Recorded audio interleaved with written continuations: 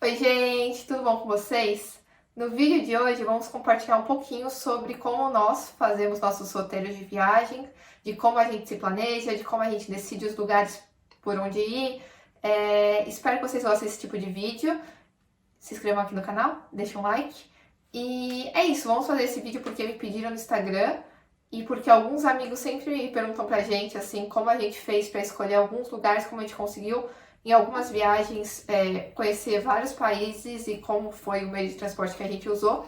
Então vamos começar falando como a gente escolhe para onde ir, né? Os lugares para viajar. Eu acho que, no geral, as pessoas sabem para onde elas querem ir. Ah, jura? Então, tipo Europa, Ásia, Estados Unidos. Varia de pessoa para pessoa. De pessoa para pessoa. Você vê uma foto que algum amigo foi para algum lugar, ou você vê uma foto qualquer no Instagram, no Explorar, tipo, assim, você meio que vê uma foto e fala, poxa, eu quero ir para esse lugar. E aí você partindo do princípio que você vai para esse lugar, e se você quer ir conhecer mais de um destino, na Europa, se você quer conhecer mais de um país, Estados Unidos, se você quer conhecer mais de um estado, o que a gente faz, né? A gente olha no mapa e olha o sentido lógico do mapa. Então, por exemplo, só para ficar mais fácil de entender, se você olhar o mapa da Europa, você vê tipo Portugal, Espanha, França, enfim. Então, quando a gente viajou para conhecer esses países, a gente foi seguindo o sentido do mapa. Então, a gente foi subindo, depois a gente foi descendo até sair na Itália, entendeu? Porque dessa forma é mais lógica, porque dessa forma fica mais barato. E foi assim que a gente decidiu. Essa forma de decidir pelo mapa para onde você vai parece uma coisa óbvia, só que faz muito sentido em qualquer lugar do mundo. Se você vai para os Estados Unidos, você escolhe para Nova York, você olha os estados que tem em volta e você vê como você consegue chegar nesses estados. Se você vai para América do Sul, você também segue a lógica do mapa. E essa, pra mim, é a forma que faz mais sentido. Você meio que otimiza o seu tempo de viagem, o tempo que você vai ficar dentro de um avião, ou de trem, ou de ônibus, tanto faz. Você otimiza o tempo, faz com que você aproveite mais a viagem, gaste menos dinheiro. Tipo, às vezes a gente conhece pessoas que planejam viagem, tipo, vai numa companhia de turismo e aí tem companhia de turismo que não tá nem aí pra isso. Tipo, eles pegam a passagem, compram as passagens pra você e, tipo, tanto faz. Se você vai esperar muito no aeroporto, se você... Tipo, tem gente que não tá nem aí. Se você pesquisar bastante e otimizar, você gasta menos, perde menos tempo e aproveita mais. Sim, até porque o tempo de... Um exemplo, se você está na França e você quer ir para Itália, o percurso vai ser maior. Só que aí depois vai voltar para Espanha, o percurso vai ser maior. Sendo que se você fizer Espanha e França, vai ser menor e aí depois você vai para Itália. Eu acho que deu pra entender essa lógica, né? Depois que você escolhe a cidade que você quer, você meio que quer saber, tipo, que pontos dessa cidade eu quero visitar. Tem os pontos mais turísticos, tem os pontos mais escondidos, que, tipo, os locais conhecem melhor. E aí a gente tem duas dicas para isso. Uma grande dica é você vai no check-in do Instagram dessa cidade. Por exemplo, se você quer visitar aqui em Newcastle, você vai lá no Instagram, digita Newcastle upon Tyne, que é o nome da cidade, você clica e você vai ver todo mundo que está aqui na cidade, o que eles estão postando. E lá você consegue ver atrações turísticas já com check-in, com o nome, então você consegue saber onde é. Você consegue ver festa, você consegue ver bar, você consegue ver balada, você consegue ver tudo que você quiser dentro da cidade. De um olhar mais local. De um olhar mais local. São pessoas que estão aqui fazendo esse tipo de coisa. Você consegue descobrir, por exemplo, um parque de um bairro que ninguém conhece, turista nenhum vai, mas você viu uma foto de alguém que mora lá e vai passear com o cachorro. Você descobriu às vezes dessa é perto forma. do seu hotel e vale a pena visitar, por que não? E vale a pena visitar. Se você gostou do lugar e quer conhecer, você descobriu esse lugar de uma forma que, se você digitar lá pontos turísticos de Newcastle no Google, vai sair alguns ali que todo mundo que vem pra cá conhece, entendeu? E você indo no Instagram e olhando os check-ins, tipo, você passando um tempinho olhando ali mais, você acaba descobrindo outras coisas. E enriquecendo o seu roteiro, né? Lógico que tem Sim. alguns blogs que tem os pontos principais e são muito válidos. Normalmente, quase sempre a gente faz roteiro. A gente olhando sempre blog olha de bastante viagem. blog de viagem. Mas se vocês querem conhecer lugares diferentes, vocês vão no check-in que Vão no vocês... check-in do Instagram que vale muito a pena. E aí, depois que vocês já decidiram o lugar, né, os países que vocês vão, os pontos turísticos que vocês vão visitar, depois que vocês já decidiram tudo isso, o importante é saber como vocês vão viajar de um lugar para o outro. Os transportes que vocês vão usar, translados e tudo mais. Por exemplo, depois que a gente escolheu que a gente ia para Portugal, Espanha, França, Holanda, etc., os países que a gente queria ir, a gente pensou como é que a gente vai de um para o outro, qual é a forma mais barata. Aí tinha alguns países que a forma mais barata era ir de avião, né? Tinha passagens com preço bom. E tinha outros países que a melhor forma era ir de trem, que saía mais barato do que o avião. As vantagens do trem é que trem geralmente não tem muita encheção de saco com bagagem, você entra no trem lá, às vezes não tem nem catraca, muitas estações da Europa não tem catraca. Você entra no trem com a sua bagagem, coloca lá, ninguém nem olha. O avião tem aquela coisa chata também. Fazer check-in, tudo mais, chegar horas antes. Assim, você falou da bagagem, mas eu acho importante falar que viajar de trem, a bagagem é um pouco complicada, porque você vai ter que carregar a sua bagagem no trem. Você vai ter que ou colocar na parte de cima, ou colocar em algum lugar, ou vai ficar no seu pé. Então, assim, se você tiver muita bagagem, viajar de trem não é muito confortável. Mas se você tiver com pouca bagagem, trem é muito mais fácil, porque você chega, é como se fosse um metrô, entre aspas, que você chega e entra no seu horário. Você não tem que fazer check-in, você não tem que chegar antes. Então, assim, eu sou 100% viajar de trem, de verdade. Sim. Por mais que o trajeto em si é maior do que o avião, é o tempo que você tem que chegar antes no aeroporto, passar por raio-x, é muito mais fácil. Uma grande vantagem de trem, que é uma das coisas que, assim, faz a gente mudar de ideia na hora, é que as estações de trem são no centro das cidades. E são estações bem antigas já, foram construídas no centro. A estação de Newcastle aqui é muito central. A maioria das estações da Europa são assim. E os aeroportos são longe da cidade. Tem cidade que tem metrô, por exemplo, aqui em Newcastle tem metrô até o aeroporto. Tem cidade que você vai ter que ir de ônibus, você vai ter que descobrir qual é o ônibus que vai. Tem cidade que você vai ter que ir de táxi, que é um pouco mais caro. E aí, pagar Uber, etc. E aí você tem que considerar que, tipo, às vezes o trajeto de avião é barato se você estiver viajando com bagagem de mão. Tem passagens que são mais baratas, só que às vezes pra você chegar até seu hotel, você acaba gastando mais do que às vezes viajando de trem, entendeu? Só que isso é uma questão muito pessoal, e eu acho que se vocês nunca viajaram de trem, tentem viajar de trem, só que se vocês já viajaram de trem, de avião, realmente é uma escolha pessoal. Lógico que normalmente vocês vão escolher o que faz mais sentido financeiramente, mas se, vamos supor, num cenário onde o valor é o mesmo, nas duas situações, eu prefiro optar por trem, porque é mais fácil que você já saia. Você aproveita mais a viagem também. E também você o tem trem paisagem tem as vistas, pra olhar. Você tem paisagem pra olhar.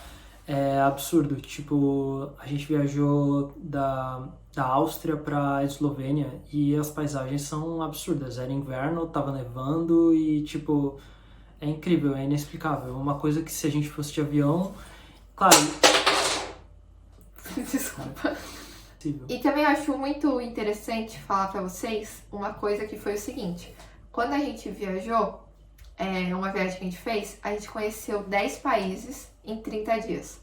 E aí muitas pessoas perguntaram pra gente como a gente fez isso. A gente conseguiu encontrar um passe de trem que você consegue viajar pela Europa inteira. São 33 países, se eu não me engano.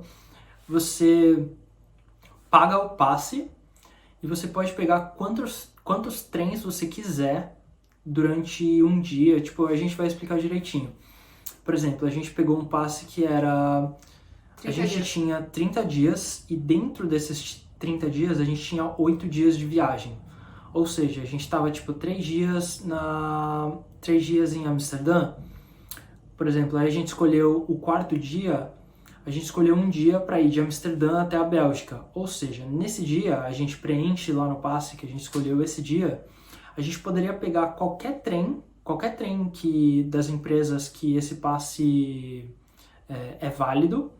Qualquer trem a gente podia pegar quantas vezes a gente quisesse. Naquele dia, que é o dia de viagem. Isso, naquele dia que é o dia de viagem. E aí você tem 30 dias, 8 dias de viagem. Se você pegar, um exemplo, a gente pegou Amsterdã, Bélgica, aí contou como um dia de viagem. Como um dia de viagem. E aí, nesse dia de viagem, falando da Europa, que os lugares são muito perto, se a gente quisesse conhecer 2 países, a gente poderia. a gente ficaria dentro do trem, descia em um país, voltava pro trem, pegava outro trem e descia em outro país, entendeu? Você podia pegar trem ilimitados no dia de viagem. E aí Isso. você descontava como um dia de viagem. Aí, por exemplo, a gente acordou bem cedo em Amsterdã, era Natal.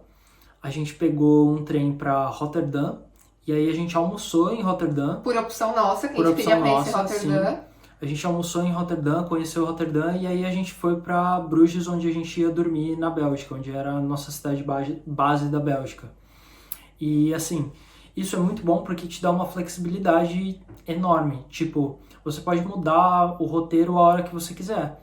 Tipo, como os trens são ilimitados e você pode pegar quantas vezes você quiser, se eu tivesse um ticket de trem de Amsterdã para Rotterdam, eu tinha que ficar, se eu tivesse comprado aquele ticket, por exemplo, o ticket das 8 da manhã, eu teria que pegar esse das 8 da manhã. Mas, por exemplo, no dia anterior de Amsterdã, a gente estivesse cansado e falasse assim, vamos pegar um trem mais tarde para Rotterdam, aí a gente não teria essa opção. Com esse passe de trens ilimitados e qualquer horário, sendo naquele dia, a gente poderia pegar qualquer trem. Então a gente foi para Rotterdam, almoçou, depois a gente foi para Bruges. Se a gente quisesse mudar de Rotterdam para outro lugar, a gente poderia. A gente poderia fazer bate-volta também para qualquer lugar que a gente quisesse, desde que fosse naquele dia de viagem que a gente preencheu no passe que a gente ia usar.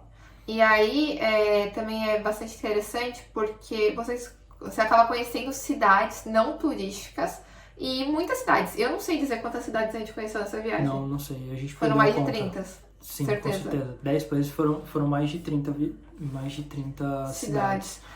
Porque a gente, era uma escolha nossa, a gente escolhia, tipo, em vez de fazer o trajeto direto, a gente escolhia parar em algumas pequenas cidades pra almoçar. Isso. Então a gente falava, vamos almoçar em tal cidade? Vamos. A gente descia, almoçava, voltava pro trem, porque realmente não tinha o compromisso com a passagem, né? A gente tinha o compromisso de chegar no destino até meia-noite. O passe se chama Eurail e é pra A gente vai deixar na descrição o link. Isso, é para pessoas que moram fora da Europa e para quem mora dentro da Europa é o Interrail. Alguns trens exigem que você pague reserva, a maioria não. Os trens locais, assim, que a gente foi, tipo, vários pequenos trechos, você não paga reserva. Mas se e você quiser um trem-bala, compensa. por exemplo, um trem-bala não está incluso diretamente nesse pacote. Aí você paga uma taxa extra com o seu ticket. Tipo, você não paga o valor integral, você paga uma taxa extra e consegue usar um trem-bala, entendeu? Isso. Aí vocês veem se faz sentido ou não pra vocês. E assim, a gente falou 30 dias, 8 dias de viagem, porque foi isso que a gente escolheu. Mas tem outros planos. Isso foi o que a gente escolheu para o nosso roteiro de 10 países que fazia sentido. A gente viajou mais de 30 dias, porque a gente acabou usando avião também. Para alguns trechos eram muito longe e não compensava usar trem, o avião estava muito mais barato. Agora, e só se vocês tiverem curiosidade, o roteiro que a gente pensou foi começando em Portugal, subindo e saindo na Itália. A gente não conheceu todos os países, mas a gente conheceu alguns países e a gente vai fazendo essa volta assim no mapa. Mas assim, tem outros, eu vou falar um exemplo, não é certinho, mas por exemplo, 20 dias de viagens, 20 dias, 5 dias de viagem. Tem alguns outros... Por exemplo, num período de 10 dias você tem 2 dias de viagem. Num período de 30 dias você tem 6 dias de viagem, 8 dias de viagem. Aí você tem que entrar no site, ver o que o site oferece e ver o que faz mais sentido pra vocês. Faz mais sentido pro seu roteiro, o que você pensar. Gente, seguinte, eu vou dar uma dica muito importante se vocês estiverem comprando sozinhos, tá? Se vocês não tiverem numa agência, se vocês não forem comprar a passagem com alguém, se vocês estiverem comprando em algum site. Se vocês forem comprar passagens de avião, vocês têm que comprar tudo junto. Vocês têm que comprar todas juntas. Porque se vocês comprarem trechos separados, vocês vão perder a franquia de bagagem. Porque se vocês comprarem Brasil, Portugal, vocês vão ter bagagem despachada. Se vocês comprarem outro trecho, comprarem tipo França, Alemanha, dificilmente esse trecho vai ter bagagem despachada. Tem que prestar muita Vocês têm que prestar muita atenção nisso, porque muitas vezes vocês não sabem e aí vai chegar na hora do aeroporto, vocês vão ter que pagar por esse... Toma aquele susto. E é caro, Caro pra caramba. é bem caro despachar bagagem. Mas a nossa dica é viaja leve.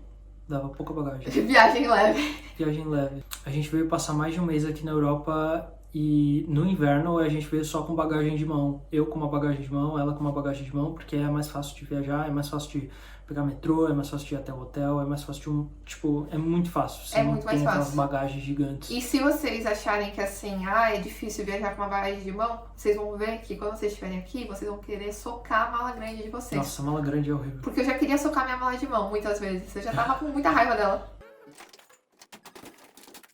Outra coisa sobre transporte dentro da cidade também, não tem nada de errado em você pagar um guia turístico. Tipo assim, a gente estava na Áustria, a gente não fala alemão, a gente queria ir para uma cidade do interior, bem do interior mesmo, que chama Hallstatt. E para chegar nela, a gente tinha pesquisado por vários blogs de viagem e a gente teria que pegar um trem, um ônibus e um barco. Porque é uma cidade bem localizada assim, ela fica num É bem lago, numa afastada. montanha, bem afastada. E aí aquele passe que a gente tem não serviria Aquele passe, porque a gente não conseguiria chegar de trem nessa cidade. Ela é uma cidade bem conhecida, se vocês procurarem no Instagram vocês vão ver. A Ela gente é vai pôr uma patrimônio da Unesco. Ela é patrimônio da humanidade. Aí a gente teria que pegar esses 3 tipos de transporte público meio que em alemão, e a gente não fala alemão. É claro que vai ter as palavras em inglês e tal, mas é meio complicado. E Tem tava um monte de muito gente que frio. vai. Tava muito frio. Tem um monte de gente que vai desse jeito, tem gente que consegue e tal, mas a gente falou, o preço que a gente vai conseguir pra isso, o preço pra gente fazer isso em 2, vamos se dar o luxo de pagar um guia turístico. Tem várias e várias empresas, tipo, qualquer coisa turística que existe na Europa vai ter uma empresa que faz esse translado, entendeu? A gente achou uma empresa que era uma van que levava de Salzburgo até Hallstatt. Era esse preço, a gente fechou com antecedência, pagou mais barato e saiu praticamente perto do preço dos transportes públicos. Só que o conforto que a gente tinha de saber que um cara ia pegar a gente na frente do hotel, ia levar a gente para uma cidade que a gente não conhece, tipo super longe do hotel, e deixar a gente na volta, na porta do hotel, por mais ou menos o mesmo preço do transporte público, tipo, valeu muito mais a pena. E sem contar que quando a gente não vale foi, a pena tava passar esse muito perrengue. frio, a gente foi, acho que a menor temperatura que eu já peguei na vida. Fez menos 22 graus esse Fez dia. menos 22. E assim, no nosso caso, como a gente foi no inverno, um pouco de loucura, talvez, mas foi muito bonito. A paisagem valia muito a pena ir no inverno. Fomos só nós dois. Então ele passou de carro, pegou a gente e tal. Eu tenho certeza que no verão ou em alguma outra época do ano, Muito mais iria uma chique. vanzinha com outros turistas. Então, pra fazer amizade e tudo mais, é super legal, Muito né? legal. A gente foi conversando com o cara o caminho todo. E não foi a única vez que a gente fez. A gente fez também na Eslovênia, a gente pagou. Isso. Pra ir conhecer alguns castelos em volta, a gente pagou também um guia turístico. E também quando a gente tava na Patagônia, que foi na Argentina, Isso. a gente pagou guia turístico também porque a gente foi fazer a geleira, a gente foi escalar na geleira. Não foi escalar, foi. Pra ir de transporte público era horrível, aí era muito mais fácil pagar uma van. Tipo, tem muita gente que vai de van, então acaba ficando mais barato, sabe? Sim.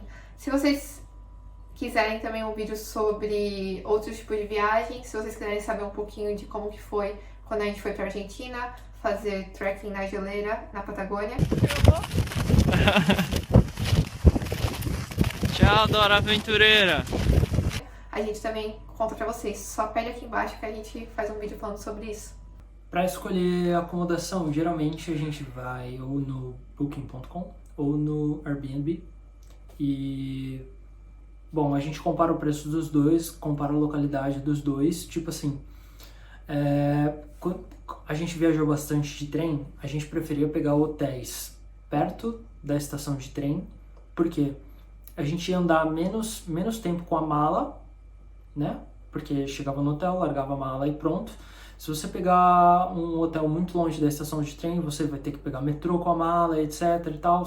E aí é muito ruim. A gente preferia fazer o seguinte, a gente pegava normalmente um hotel colado à estação, porque aí a gente deixava a mala no hotel, e aí a gente saía do hotel e ia para os lugares, se a gente precisasse pegar metrô, pegar qualquer transporte, a gente pegaria, mas a gente não teria o peso. Então a gente sempre dava preferência pra pegar acomodações perto da onde a gente desceria com a mala. Os hotéis era tipo um quarteirão da estação, a gente largava a mala lá, ia passear e tal. E aí era depois que a bem gente mais fácil. passeasse, tipo, às vezes a gente pegava, um exemplo, um ticket de transporte diário.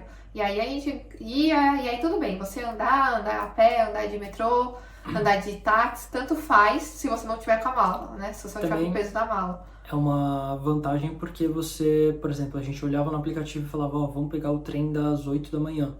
A gente acordava, ia direto a pé para a estação, pegava o trem das 8 da manhã e não perdia o trem. Se você tem que pegar metrô, tem que pegar ônibus, tem que pegar táxi para chegar na estação ou chegar no aeroporto, é um problemão porque você tá sujeito a atrasos e aí você tem que, tipo, acordar bem mais cedo e tal.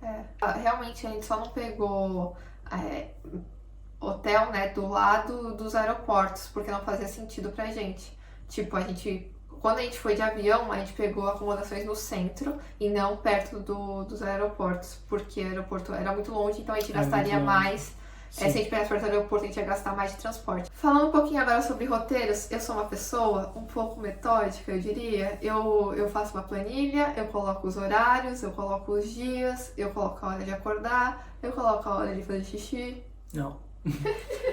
Tipo assim, a gente meio que sabe a hora que a gente ia, por exemplo, a gente quer ir numa coisa que fica tipo a 20 minutos de caminhada, a gente meio que calcula que horas a gente vai chegar lá, que horas a gente vai comer e tal, a gente meio que faz um roteiro certinho.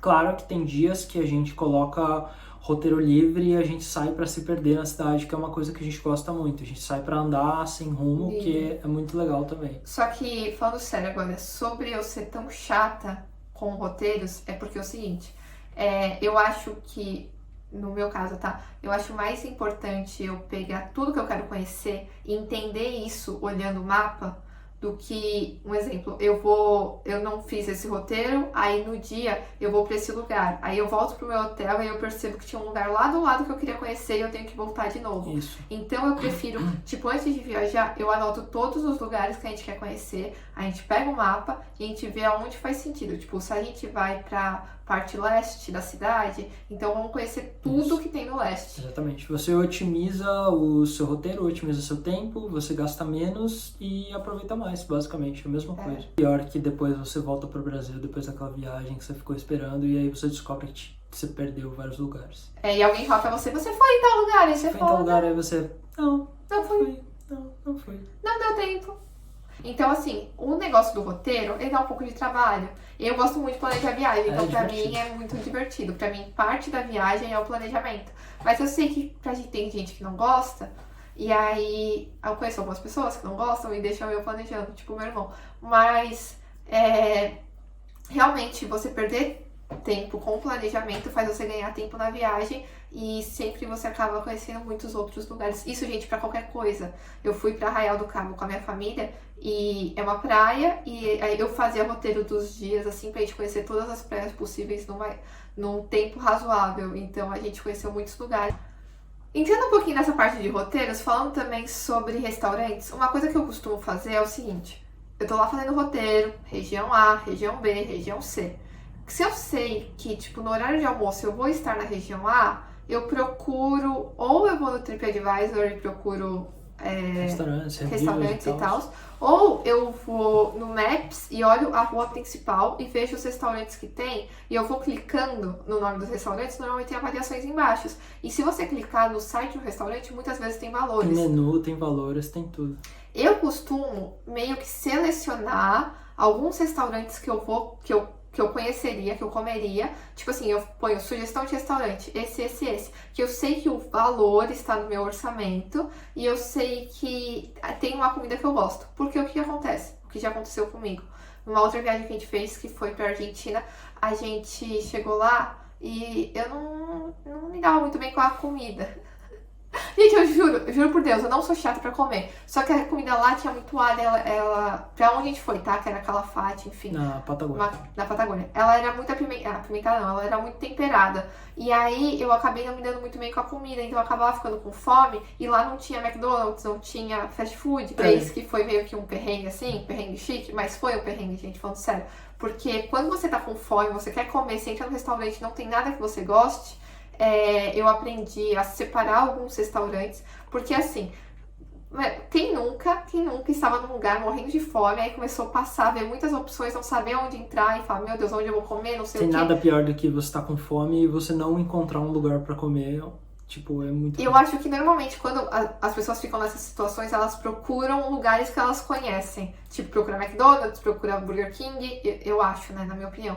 Mas eu não queria comer sempre nesses lugares, porque eu acho que se a gente já estava gastando dinheiro, que a gente gastasse dinheiro num comércio mais local. E eu sabia que quando a gente ficasse com fome, a gente não ia parar para escolher os restaurantes. Então eu deixava sugestões de restaurantes no roteiro, pensava, esses valores são ok, tem comidas que a gente gosta, então tá tudo bem. Uma outra coisa que eu fazia é deixar uma notinha falando quais eram as comidas locais de cada país. Comidas locais não, comidas típicas. E eu acho isso bastante importante, não sei, é que na minha cabeça isso é muito importante, porque eu falo, se eu tô num lugar e eu já tô gastando dinheiro, que eu coma algo típico. Eu não sei se isso é importante pra todo mundo, mas é uma dica que eu tô dando. Sobre quanto leva por dia, tipo, você meio que tem que ver. A gente geralmente olhava, tipo, os restaurantes, quanto custava, a gente olhava blogs de viagem pra ver quanto custava mais ou menos uma refeição. Tipo, na Europa, geralmente, você consegue comer bem, não num restaurante assim, mas tipo num lugarzinho local, tipo, meio que um barzinho, uma padaria, alguma coisa assim, tipo por 10 euros. 10 euros uma pessoa come bem. Na verdade, eu acho que isso é muito relativo, porque depende do tipo de viagem que cada pessoa tá fazendo. Tipo, McDonald's é muito barato, tipo, uma promoção do McDonald's é 5 euros, mas aí se você for comer em outro lugar, não foge muito disso, então meio que calcula por refeição 10 euros, tem gente que calcula 15, tem gente que calcula menos. Tem gente que calcula mais, depende das histórias que vocês querem conhecer.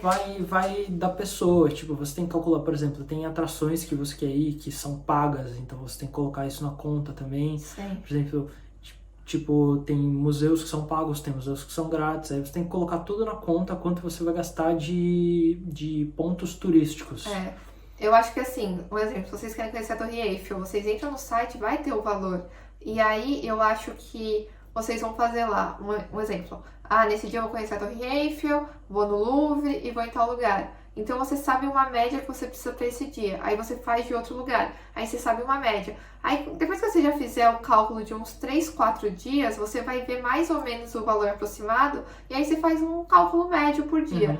Uma coisa que a Chata de Galocha fala, das dicas que ela dá sobre roteiro, é que ela fala que ela não considera o valor local, né? Tipo, um exemplo, ela não considera 20 libras, ela considera dinheiros. Porque, por exemplo, ela fala que se ela tá acostumada a ir num restaurante no Brasil que ela gasta 50 dinheiros, né? 50 reais por refeições, ela sabe que 50 euros ela vai comer um valor parecido fora do Brasil, porque realmente, por mais que o valor, tipo, euro vale mais do que reais, a proporção de 50 dinheiros no Brasil e 50 dinheiros na Europa é um restaurante do mesmo nível. Eu acho que dá pra entender. Ela sempre fala isso e ela fala que é assim que ela calcula o tipo de restaurante que ela tá acostumada a ir pro Brasil. Então, no Brasil, se você tá acostumada a comer um PF na padaria de 15 dinheiros do Brasil, se você vir aqui, você consegue um restaurante de 15 dinheiros do país. Eu acho que isso é válido sim, esse raciocínio, só que no Reino Unido um restaurante é muito dinheiro se você for considerar assim. Falando do Reino Unido no geral, mesmo bons restaurantes, se você for considerar 50 libras por pessoa, é muito dinheiro. Então eu acho que vale a pena vocês pesquisarem um pouquinho só sobre a média dos restaurantes e tudo mais. Considere que, tipo assim, se vocês trouxerem menos, dá pra vocês irem no mercado, dá pra vocês irem no Mac, dá pra vocês irem em lugares assim. Só que se vocês querem ir pra restaurantes mesmo, vocês conseguem ir no TripAdvisor ou no site do restaurante e pensar, nesse restaurante custa 20 libras pra comer, enfim, todos os dias. E aí você sabe que se não tiver outro de 20, você vai nesse todos os dias, né? Não vai ser assim, mas é tipo uma forma de se pensar. Uma outra coisa que eu queria falar pra vocês é que falando especificamente do Reino Unido, tá? Aqui, nos mercados daqui, tem muitas comidas prontas. Não tô falando da Europa, no geral, porque eu não lembro. Eu não lembro disso. Mas aqui, por exemplo, quando eu digo comida pronta, eu não digo comida congelada, eu digo, pensa um marmitex pronto numa geladeira e aí você consegue pegar e pagar por isso. A média do Reino Unido, tô falando de Newcastle, tá? Que é onde eu moro, é de 2 a 4 libras por refeições. Sim. E normalmente nos mercados que tem essas comidinhas, eles vão estar escrito combo. Tipo assim, se você pegar uma comidinha, mais um refrigerante, mais uma batatinha, é tanto. Se você pegar comidinha, refrigerante, mais sobremesa, é tanto. Sobremesa normalmente é... Enfim, alguma sobremesa pronta, assim, tudo em potinhos. E aí você acaba gastando menos do que no restaurante, pra quem tiver interesse. Sobre comprar dinheiro e quais as formas de dinheiro que a gente traz para viajar. Por exemplo, a gente comprou euros e libras. A gente tem um site que tipo, todo mundo conhece, é o Melhor Câmbio. Ele tem várias casas de câmbio para comprar e para vender libras e euros e, enfim, dólares. Qualquer dinheiro. Tanto em espécie quanto no cartão, ele já calcula já com o IOF, e aí você digita lá o quanto você quer comprar, né, tipo 1.000, 2.000 euros, e quanto você quer pagar. Ele tem um limite lá de quanto você quer pagar. Se você diminuir demais o valor, ele vai ficar vermelhinho, vai falar, ninguém vai pagar isso. Ninguém vai te dar isso, mas a minha dica para comprar dinheiro eu sempre fiz isso, eu coloco lá o valor que eu quero, tipo 2.000 euros, aí eu coloco o menor valor que dá para pagar, antes dele ficar vermelho. Antes dele ficar vermelho. Aí você coloca lá, fazendo uma oferta, e aí, tipo, em 5, 10 minutos, alguma casa de câmbio vai te ligar. Ou mandar no seu e-mail. Aí, eles te ligando, você fala, não, obrigado, eu tenho um valor melhor. Sempre fala, não, obrigado, que você tem um valor melhor. E aí eles vão sempre abaixar o preço, E aí, a que te oferecer o melhor preço, você pega. Geralmente você faz uma transferência, uma TED, sei lá, e aí eles entregam de motoboy na sua casa sem custo nenhum. A gente sempre fez desse jeito. A gente também traz isso para o dinheiro em espécie. A gente também traz cartão pré-pago, tipo, com um valor também, porque, tipo, mesmo é bom você ter 2 ou 3 opções, até um cartão de crédito internacional, mesmo que você não vai utilizar numa emergência. Caso, mesmo tomando todos os cuidados, caso você seja assaltado, aconteça alguma coisa, tipo, pode acontecer, sabe? Não tem muito assalto na Europa, mas alguém pode te furtar sem você perceber. A gente sempre andou com doleira, tipo, dentro da calça, sempre tomando muito cuidado, mas pode acontecer, entendeu? A gente também leva, além de tomar todos esses cuidados, a gente também leva o cartão pré-pago, que basicamente é um cartão pré-pago. Jura? É um cartão de débito que você... pega numa casa de câmbio, eles vão te dar um cartão, você vai fazer uma transferência para eles na sua conta do Brasil e tal, vai pagar em reais e eles vão colocar dinheiro em euros ou dólares ou libras nesse cartão e você pode gastar aqui em débito normal. Ele vai ter uma senha, você põe na maquininha, paga, tal, é tranquilo, a gente sempre usou isso. É importante falar que quando você escolhe não dinheiro em espécie e sim no cartão de débito, é mais caro, tá? O IOF é mais caro. O IOF é mais caro, então acaba sendo um pouco mais caro colocar no cartão de débito. Só que uma coisa que eu acho interessante é que você não precisa colocar muito dinheiro no cartão de débito. Quer dizer, você coloca se você quiser. Mas eu tô dando uma dica que é assim, não precisa colocar muito dinheiro no cartão de débito. Pra mim, o importante é vir pro país, enfim, Estados Unidos, Europa, qualquer lugar, vir com cartão de débito. Porque se você tem um cartão de débito na sua mão e você tem alguém de confiança no Brasil e, por exemplo, você é roubado e acaba todo o seu dinheiro em espécie, você não tem mais nada, você tem esse cartão na mão. E aí você pede para alguém no Brasil fazer uma transferência da sua conta do Brasil para a casa de câmbio, essa pessoa faz e você volta a ter dinheiro nesse cartão. Então eu sempre vi o cartão de débito não só como uma segurança de você não andar com muito dinheiro em espécie, mas uma segurança que se der muito ruim mesmo, alguém consegue te mandar dinheiro do Brasil pro lugar por esse cartão. Espero que vocês tenham gostado do vídeo. Se eu puder ajudar em vocês mais alguma coisa, me inscrevam aqui embaixo, me sigam no Instagram, me mandam DM, eu sempre respondo vocês, eu adoro responder vocês. Se vocês estiverem com viagem planejada, me conta aqui embaixo pra onde vocês vão. E é isso. Isso aí. Show! Beijo, até o próximo vídeo. Tchau!